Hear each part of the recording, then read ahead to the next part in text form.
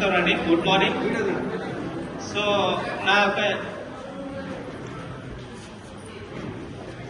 Good morning అండి. నా పేరు వెంకటేష్. నేను చదువుకున్నది ఎంఎస్సి ఎంబీఎడ్ అండి. చాలా స్కూల్లో కాలేజీలో వర్క్ చేశాను, కానీ ఎక్కడ నాకు సాటిస్ఫాక్షన్ అనిపించలేదు. సో నాకు ఎంత చూసిన తర్వాత ఎక్కడ పని చేసినా మనం జీతగాళ్ళమే, వాళ్ళ కింద పనిచేసే వాళ్ళమే.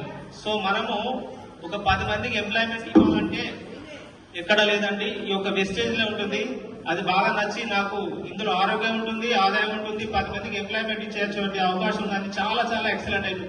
నాకు ఇలాంటి ఒక ఆపర్చునిటీ ఉంటుందని నాకు 2023 వరకు కూడా తెలియదు.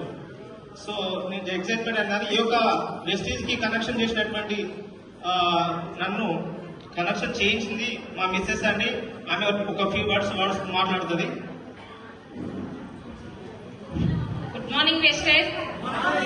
Good morning, leaders. Myself, Anjuma Venkatesh.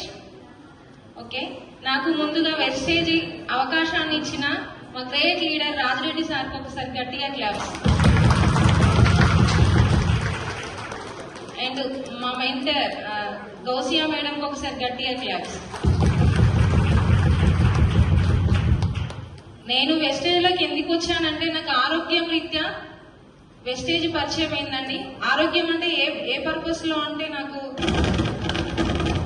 నేను 4 సంవత్సరాలుగా ఆర్థరైటిస్ తో సఫర్ అవుతున్నా.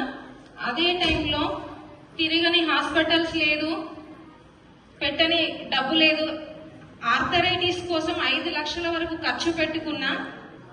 ఒకానొక టైంలో రాజిరెడ్డి సార్ మాకు వెస్టేజ్ లో ఆర్థరైటిస్ సంబంధించి హెల్త్ సప్లిమెంట్స్ ఉంటాయి మేడం, కనీసం 3,000తో మీరు 4 నెలలు వాడుకున్నారనుకో మీకు ఆర్థరైటిస్ అనేది మీ బాడీలో ఉండదు, మీరు ఇవి వాడుకోండి అని అంటే దాన్ని తీసుకున్నాం, పక్కకు పెట్టినాం. 2 సంవత్సరాల తర్వాత యూట్యూబ్ ఛానళ్లలో చూస్తుంటే వెస్టేజ్కి ఆర్థరైటిస్ కు బెస్ట్ రెమెడీ ఏంటిదనంటే వెస్టేజ్ సప్లిమెంట్స్ ఏంటిది, కాల్షియం, నోని, గ్లూకోజమైన్, కొలాజిన్, ఫ్లాక్సైడ్.